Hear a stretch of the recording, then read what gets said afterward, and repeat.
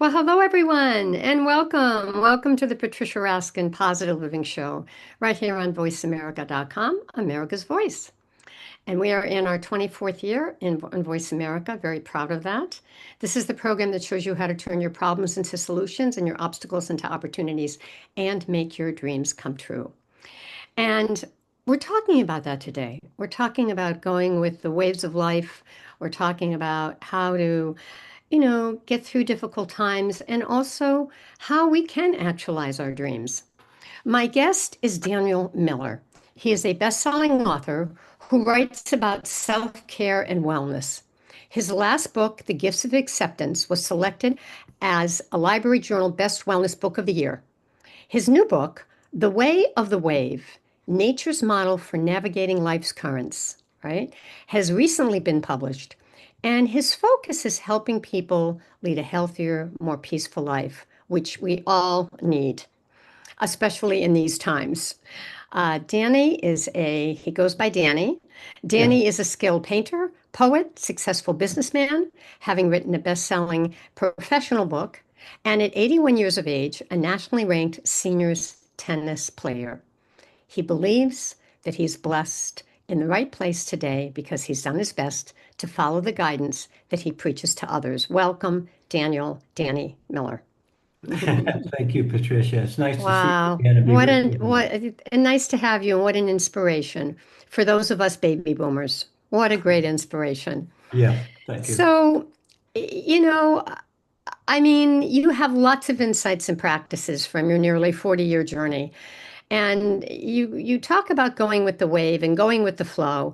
And we've all heard that a million times. Just go with the flow, which is not always easy to do, as you know.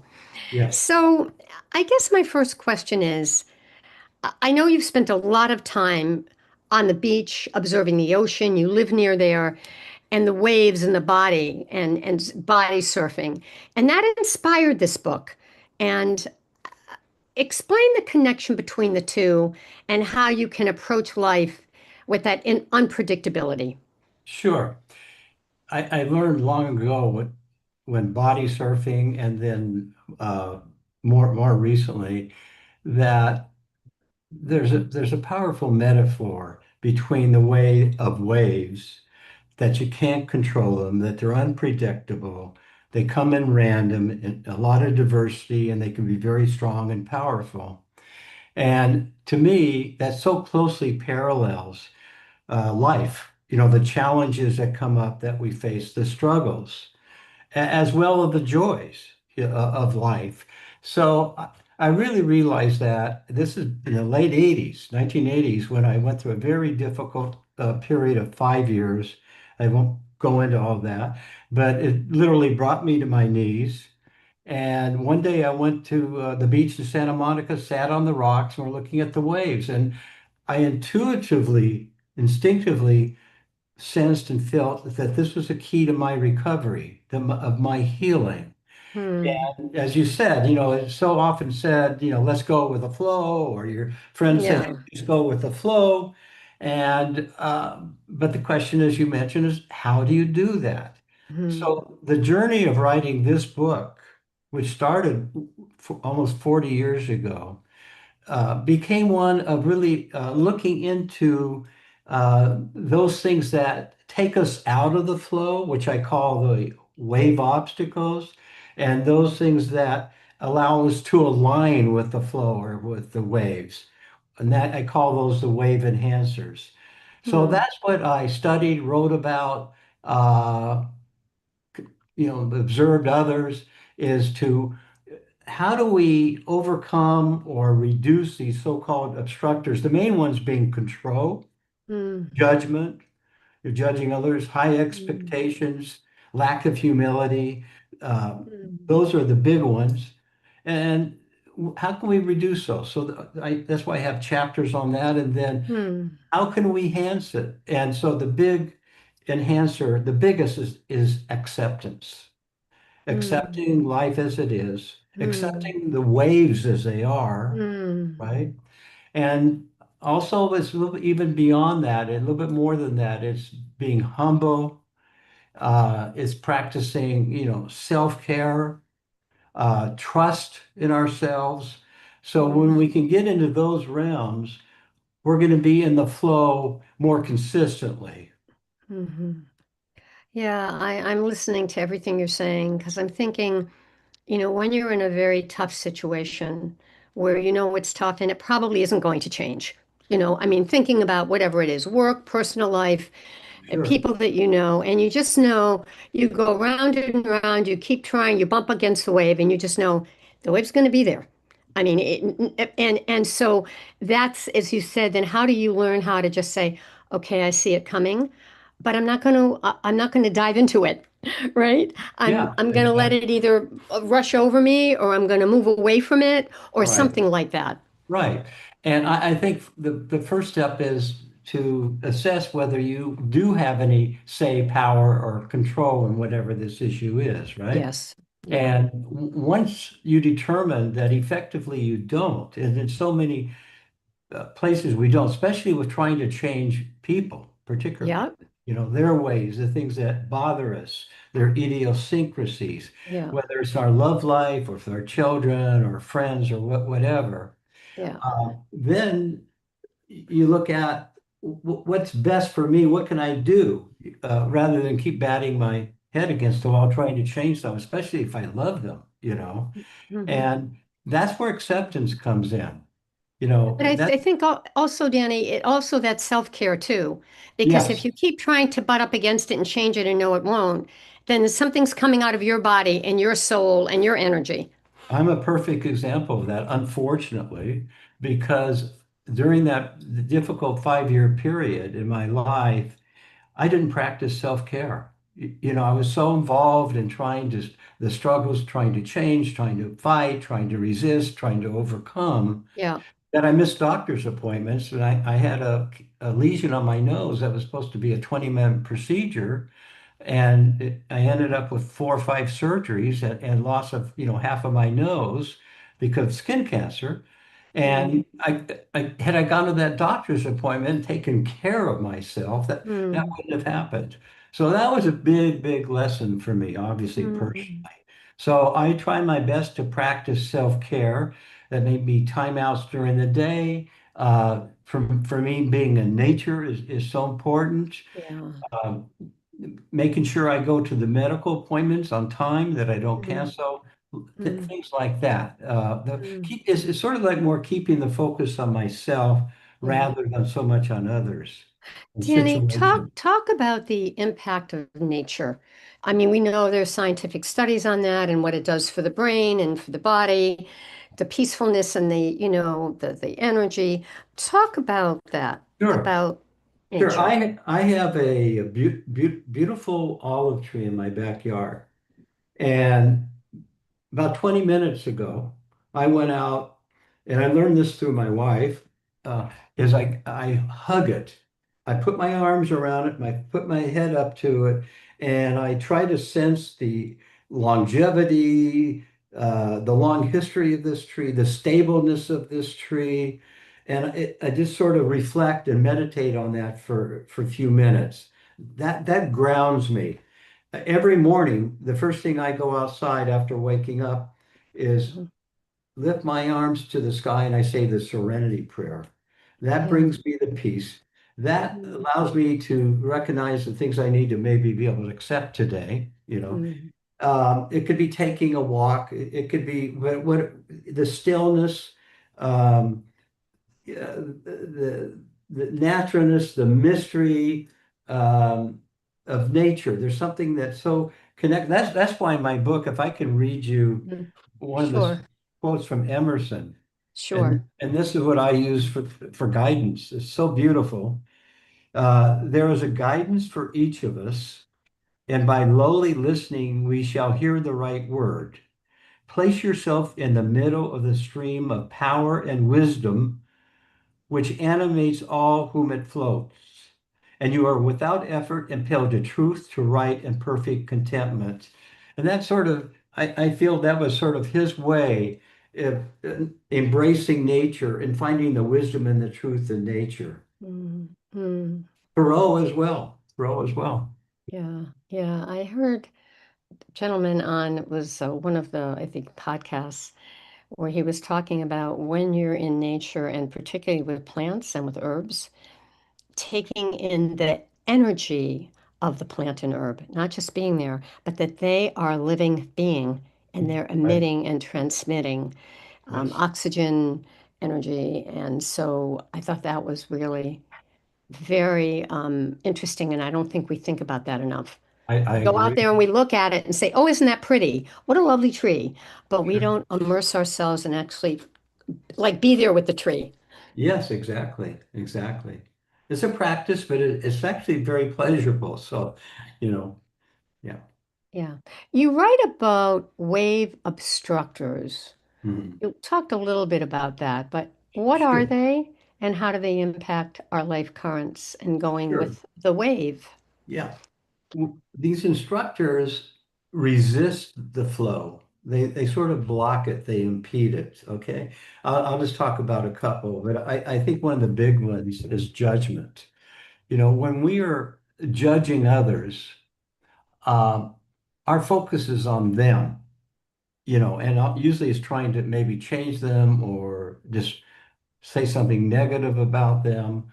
And when we're doing that, we're not aware of ourselves and we can't do things that maybe can improve our own life. So we're almost automatically out of the wave, out of the currents, out of this flow because where our focus is. And so what comes from that quite often is resentment, right, from others and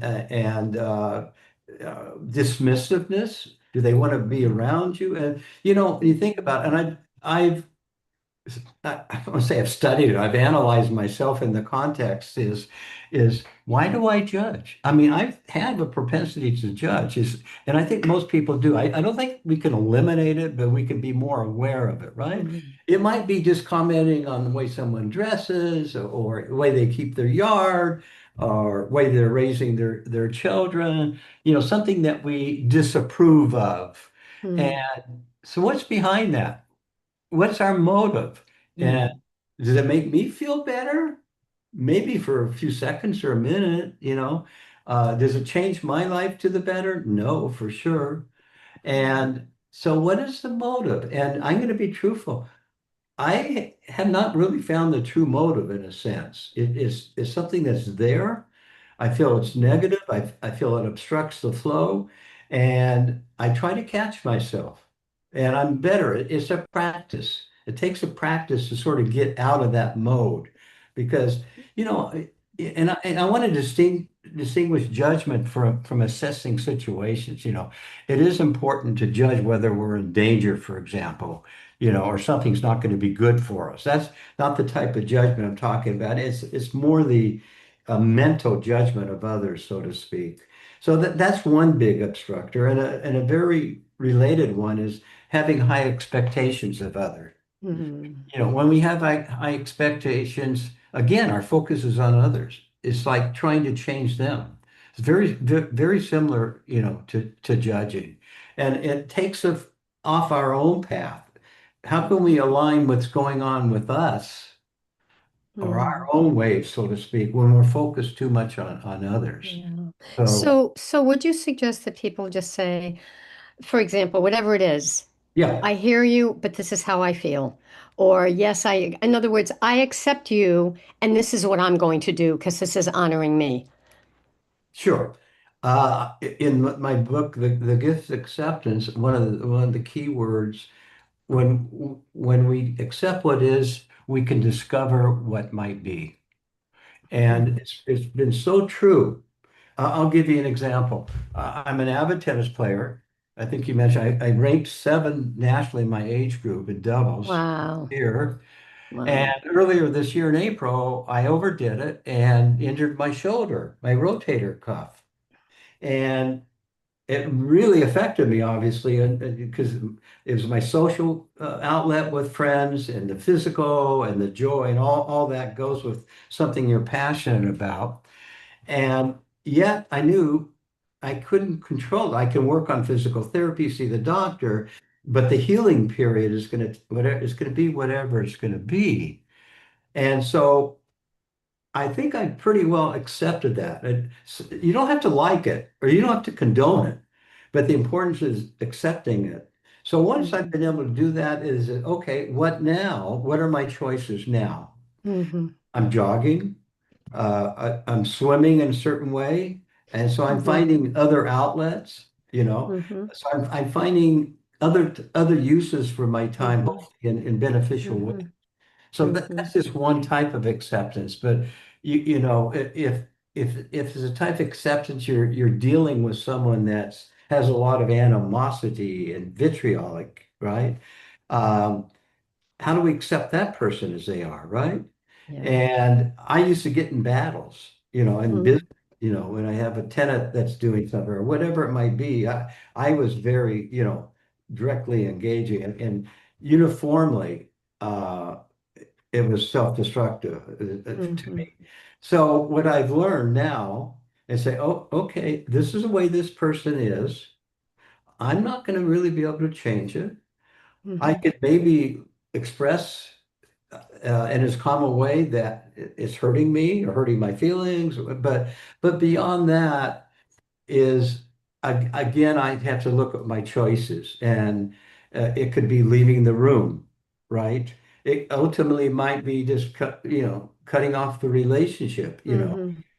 but I feel it's important that you just have you're by countering, by battling, by dueling, is going to affect our calm, peace, and Yes, tranquility. And absolutely. I don't think accomplish anything. That's right. And on that note, we're going to take a break. Sure. It doesn't. It's kind of like, do you want peace or do you want conflict? Do you want fear or do you want love? Right. So Exactly. we're going to take a break. And when we come back, we're going to talk to Danny about there's so much uncertainty in the world.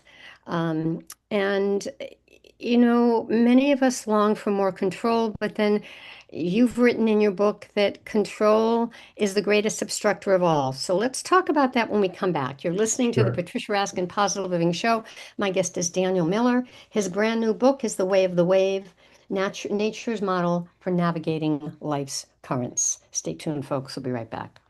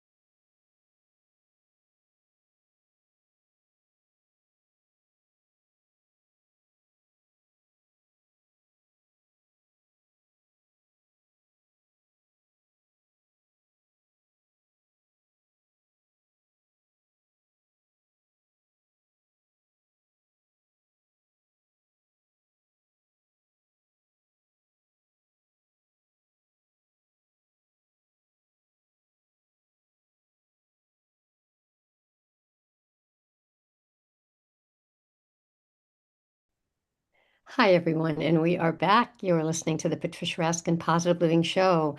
My guest is Daniel Miller, and his brand new book is The Way of the Wave, Nature's Model for Navigating Life's Currents. And speaking of currents, we have so much current going on right now, Danny. So much uncertainty, tumult in the world, and many of us don't want to control it. But as you said, one of the obstructors is control. So, why does our need for control really hinder our ability to navigate life's challenge? And it limits our options and opportunities. Explain all that, because I think so many of us feel that. Right. I'm sorry. I want to make sure I understood your question again. I'm sorry. So the question is, how do we refrain from control when that's really what we want with all these challenges? And what you're saying is it's an obstructor, but No, no, it but it limits us. But yet that's what our natural tendency is. Well, I got to control sure, because this sure. is out of control. Well, I think it starts, I think from the time we were children, we are raised around control and with control. Our parents control at school, the teachers are controlling, so to speak. Um, Certainly politics, there's nothing but really forms of trying to control or convince. Even in religions, there's a certain amount of control. So it's sort of like when we've been raised with control, and it's sort of all around us, and that's what we're used to. I'll speak more in my case. I'm uncomfortable without it. I'm insecure without it because it becomes such a part of me. And it was. That's my first book, Losing Control, Finding Serenity, is sort of my story about the how challenged I was to give up control. And more than that is what happened to me when I didn't, including the surgeries and business failures, all kinds of marital, all kinds of that. So control harms us. So the question is, how do we refrain from it, right? And I think the first step is we have to become aware of how much we are controlling. A lot of people deny they're controllers when they are. It could be in love relationships. When we're constantly asking or telling our partners or mates that they should do this or do that, or giving advice, counsel, all that. Same with our children. So it's sort of like an awareness test. Is how do how can I see that I'm controlling or know that I'm controlling? And one of the ways I do what was called a control inquiry. How are people reacting to me? Are they getting dismissive of me? Are they putting me off? So those are ways that, I can determine I'm controlling. But then you have to be willing to let it go, as you say, to give it up. And to me, that came from just experiences, the hardships when I don't. So I'm very much at the place right now is that in my life over the last 20 years at least, is I know control harms me, and Right. I work on letting it go. I That's why I try to keep the focus on me when we talk in the context of waves, is I trust the waves. I trust myself that I'll be able to, okay.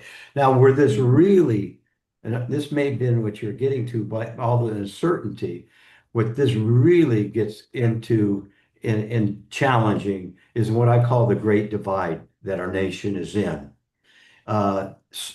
No matter what side that you are in the political spectrum, we are all affected by this great divide and the acrimony, and and so much of that is caused by control, actions and decisions. And Mm, that's why in the book I devote the last chapter. It's called the tidal wave of our times, the great divide. And what can we do, or how can we live within the context of what's going on? mm, And what I propose is what I propose, or what I call acceptance conversations. In other words, trying to have conversations with people of different views and opinions, even strong ones. And so, how do you do that? mm, How do we try to come together? And most people feel that we can't and won't try. And I understand that. It's that severe, mm, right? But the key for me anyways, is to try to see the humanity in the other. You know, if we can Mm, see the common interest, the raising of our children, the family, um, the values of our homes, uh, uh, taking care of our elders. We have common interests, I believe.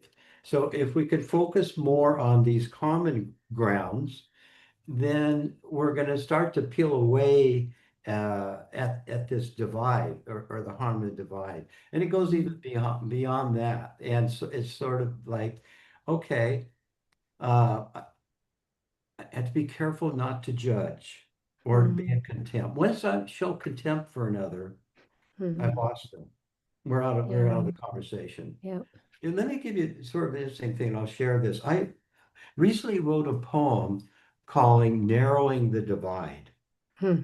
And I've been putting out on social media, mainly Facebook, and it's a short poem, but it sort of encapsulates the things that I just shared now, plus a few others, about taking off our blinders, trying to see the humanity, looking at our underlying fears, all those things. So I posted that poem, and it's got a huge number of shares and comments. And what I've noticed is a couple things. You have the severe left and you have the severe right, and they're commenting in such hateful, divisive terms that they're not willing to see any common ground.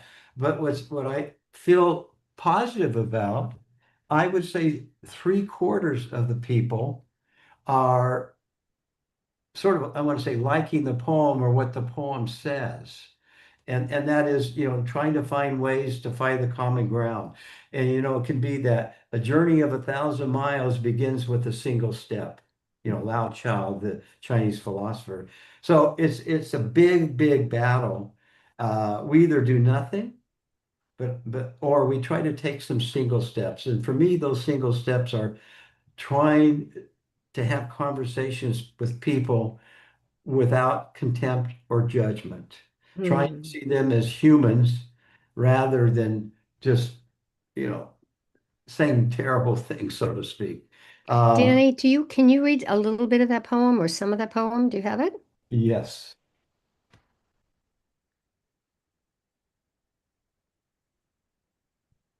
And you said that you got, no matter what side people were on, or no matter what their perspective was, you got very positive comments. I'm I think it would be sorry. interesting. Okay, here it is. It's Well, called and what you Sorry. said is that no matter what side somebody was on or what perspective they had, you seem to get alignment or positive comments. Yes, and in the different comments. Um, but yes, let me read it. It's called Narrowing the Divide, a wave that's tidal, but not of the tides.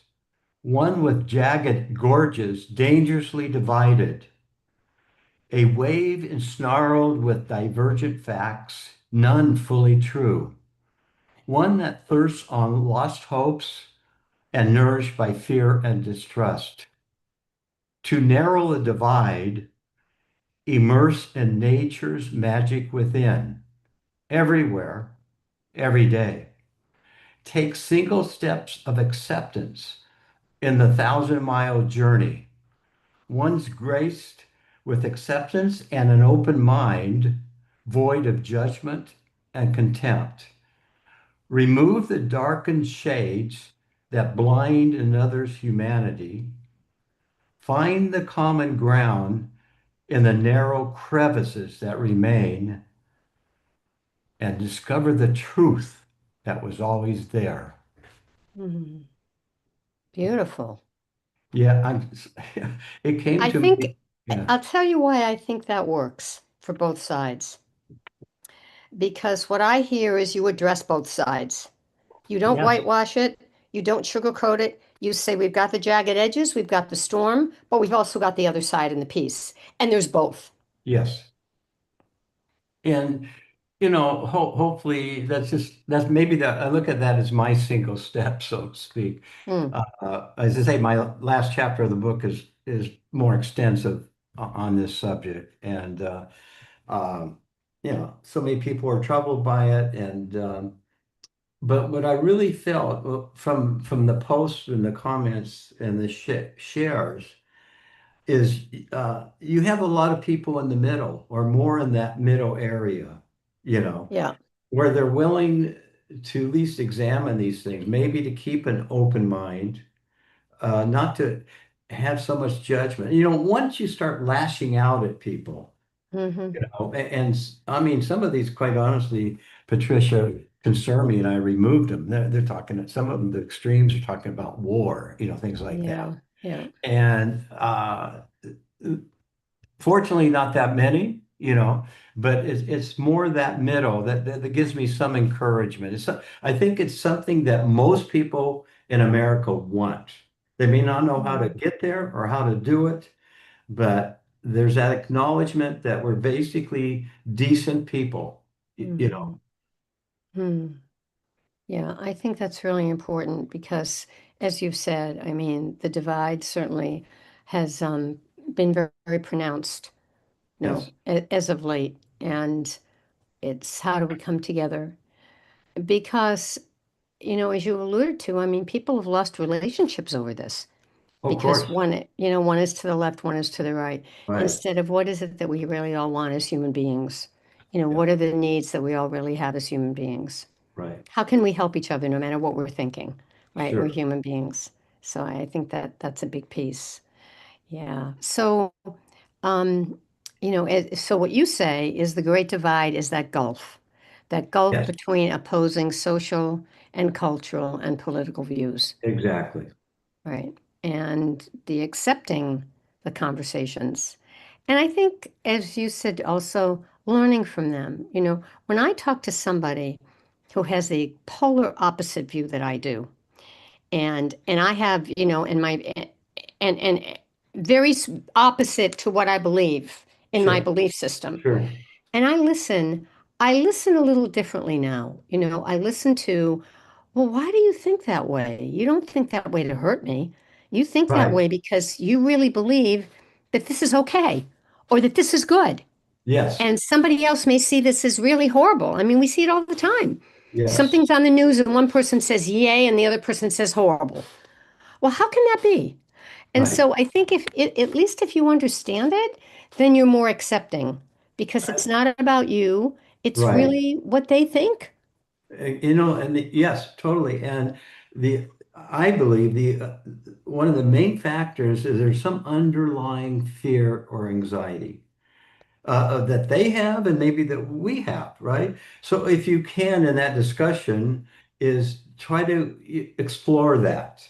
You know, what is your concern? Is there a fear? And then if you can address that. In other words, the other thing I've learned and is well known and established is there's so many channels of communication today and so many different facts, so to speak. You're not going to convince these conversations, by the way, are not should not be aimed at trying to convince someone or trying to change someone. It's like you say, is try to understand where they're coming from. Then you can begin the conversation and maybe have another one. I have a question for you. Um, have you known people that you get along well with, you enjoy your time with, you find yourself a lot of in common with, and then at some point later you find out that they have these political and social views that are so contrary to yours?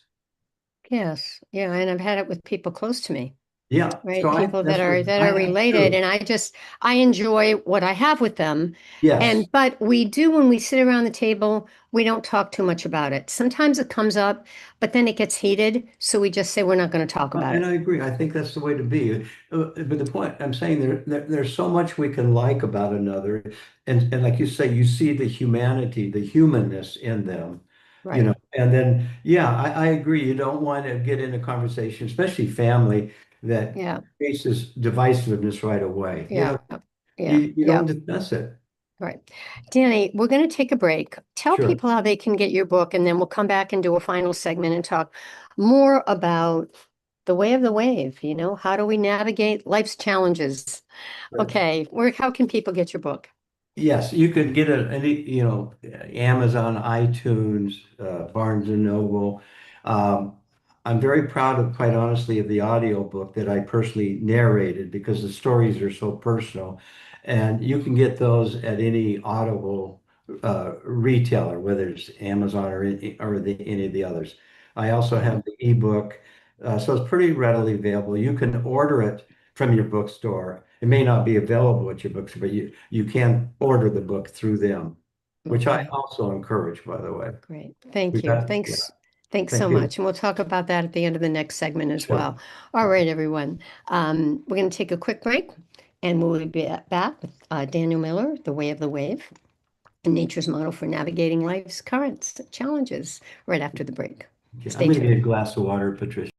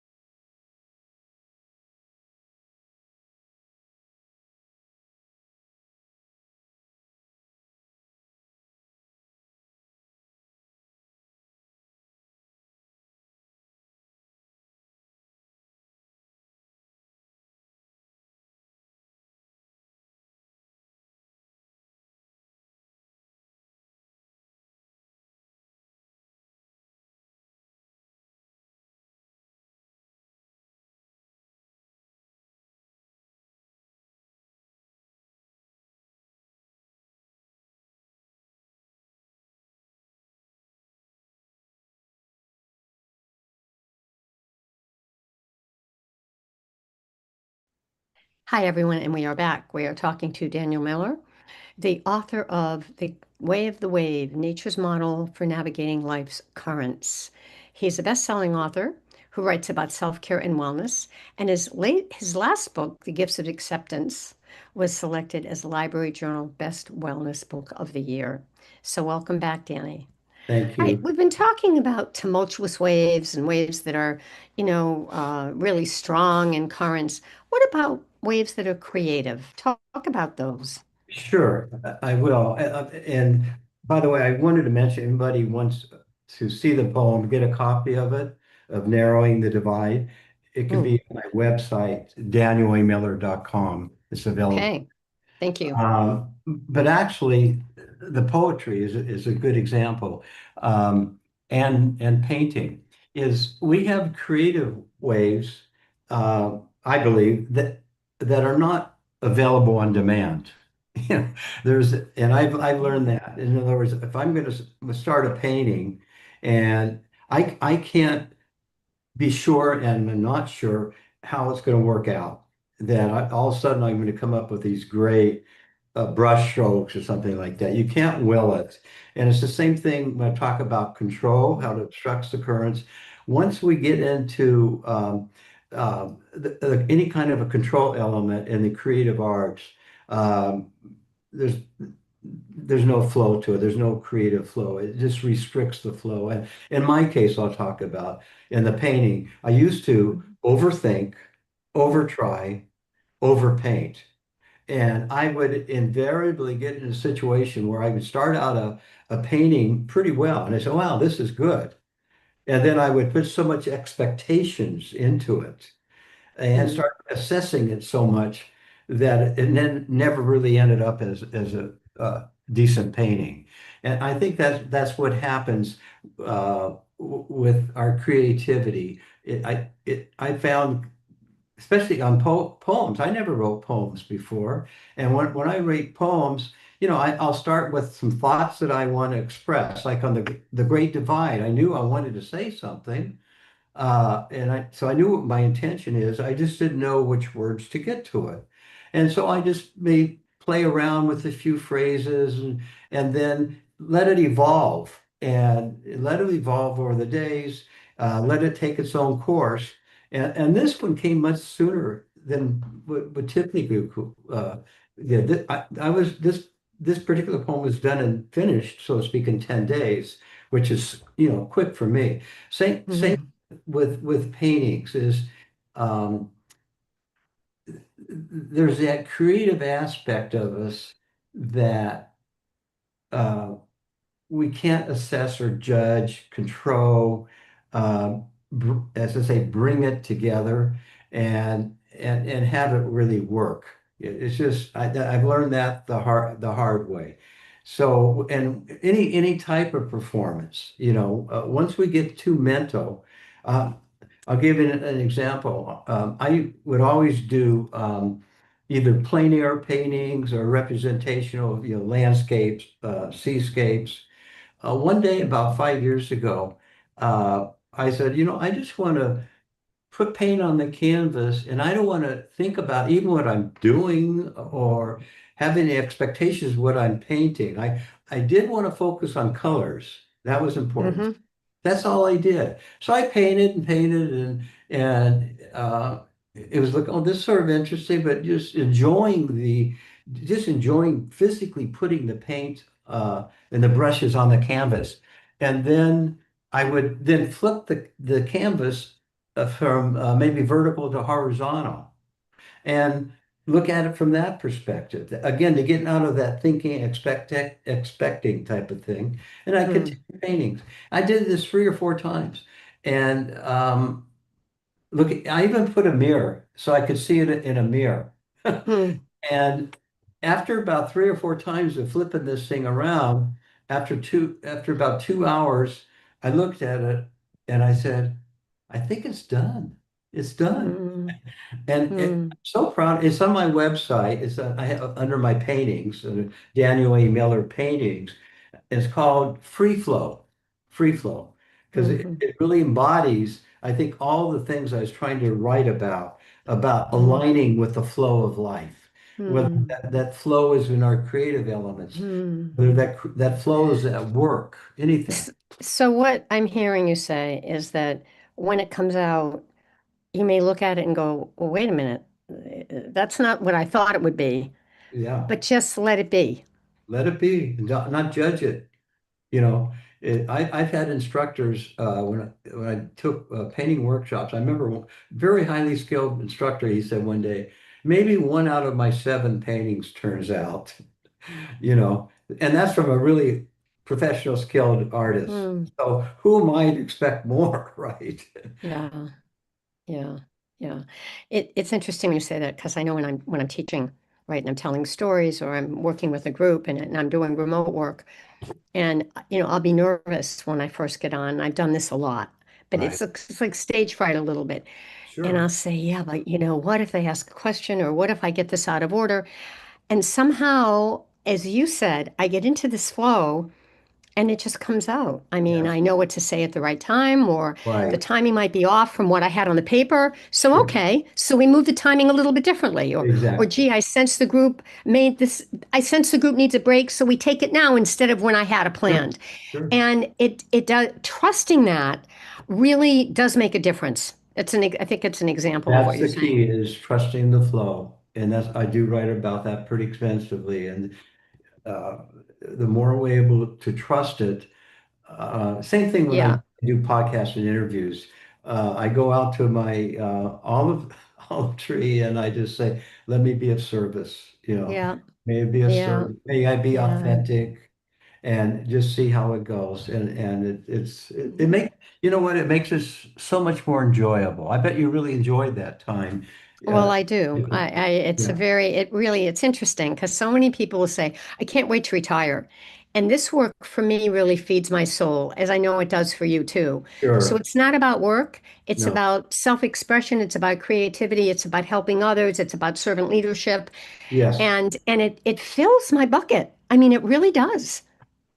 It's so important, especially as we get older, as we both know, it's I started writing this. I'm 81. I'm going to be 82 next month. I started writing this book about 78. Yeah. A little quick story on that. I had written in 1988, after the series of those hardships, um, I finally had some peace. And after I went to the beach that day, I started writing a book called The Wave. And it had a lot of what's in this book, but I was never able to really get it to where I wanted because I hadn't, I think two things. I didn't have enough life experiences. And also I wasn't able to articulate it, what it was. So I stopped, and during COVID, now we're talking over 30 years later, 35 years, during COVID, how I was going and I was taking boxes and moving them to a shed and, files. And I came across 15 chapters of this book called The Wave. Hmm. And I wasn't planning to write another book because for me, it's 4 or 5 year journey and it's Yeah. pretty a lot Yeah. of work. And I said, okay, I'm just going to write an introduction. So I did that. I said, I feel pretty good. Oh, maybe I'll try a couple of chapters because I didn't want to put pressure on myself. And so I think I can truthfully say that I believe I wrote this book when I was in the flow you know. Mm. And if it got to too much, I took writing breaks, So I sort of incorporated all these things I learned. I feel into the book, and that's why I think I love all my books, quite honestly. But this one is, it just to me it flows better in a way, I think the writing is better, and that's how it came about. And I don't know if I'm going to write another book. I hope to do some more writings. I do believe, like the things you're doing, I want to continue. It is to have purpose, to have Yeah. continued purpose in our Yeah. life. That's so Yeah. important. Yeah. And we talk about that a lot. I mean, at any stage of life, Yes, particularly any as we get stage. older. And I think too, as you get older, you lose more people. I mean, you have more loss. Things change, people pass, Yeah, friends, professionals we've been to for years. And that's all part of it. I And know. it's how do we cope with that and how do we stay active, which is so important for the brain and for the body. Sure, sure. Yeah.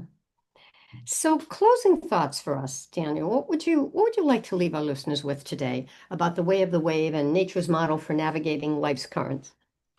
Thank you. My hope is that the book, and I have prompts, by the way, after each chapter, it will allow people to live a life, go with the ups and downs with more certainty and greater ease, and to avoid these turmoils and these conflicts. And when they come up, hopefully, like share ways in how we can minimize those, how we can mitigate those things. So I hope, and my desire is that people might find some of the same blessings that have come my way. I feel so blessed in so many ways. And the more I'm able to, particularly it's these obstructors. Those are the things that throw us off, the lack of self-care, the fear and resentment. We didn't talk about that. Those are obstructors. The judgments, the expectations, the arrogance is hopefully it'll show some ways in which we can really reduce those and avoid those. So it's sort of, quite honest, all those things. Yeah, and I think two of them we didn't cover that much, but really intervening in our children's life and even in our love flow, Yes. that's all part of it too. And it may be more challenging with people that we love, but even Sure. more important, Yes. correct? To let Yeah. them have their own currents. Yeah, especially our children. I've learned that They have their own ways. They're far different than mine. And I have three children, and they're each unique and different. And I learn from them, and Mhm. my goal with them is to be, caring, maybe a mentor when they ask, but to allow them to lead their own journey. If you look back at my life, I would not had any idea that I'd be where I'm at right now. Mhm. My journey has been a winding journey, Mhm. and I want to allow theirs, and they're leading their journey, and I'm very proud of them and enjoy them very much. Thank you. Well, it's been a wonderful interview. Thank you so much Thank for you, being on the Patricia. program. And people can find you and tell us again. Sure. DanielAMiller.com has all of my poetry, my writings, my art. The books are available, Amazon, iTunes, Barnes and Noble, and the audiobook is available everywhere, wherever you purchase your audiobooks. All right. Thank you so much, Danny. Stay on the Thank you, line for a minute. Patricia. Had a Yeah. nice talking Yeah. with you again. Thank you. Stay on the line for a minute. All Okay. right, folks, that wraps up this edition of the Patricia Raskin Positive Living Show. If you'd like a copy of my newsletter so you can see all these wonderful guests I have on every month, write to me, Patricia at patriciaraskin.com, and sign up. Also, if you'd like to get your positive message out, I've interviewed over 6,000 people in my career, Wow. and I would love to help you do that. So if you want to do your own podcast, your own program, I help you set it up and make it pop, right? And then we have someone else record it, but I do really the orchestrating of helping you put it together. All right, everyone. Again, Patricia at patriciaraskin.com. Remember, stay healthy, stay happy, get the support you need, and know you can make your dreams come true. Until next time.